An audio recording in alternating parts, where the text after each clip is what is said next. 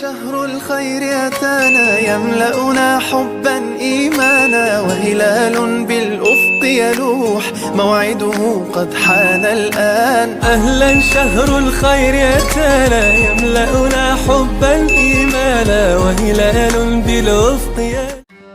Assalamualaikum warahmatullahi wabarakatuh. Alhamdulillah wassalatu wassalamu ala Rasulillah.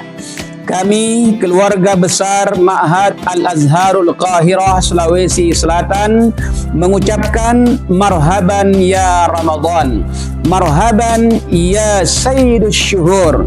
Selamat datang bulan suci Ramadan, bulan penghulunya para nabi. Ramadan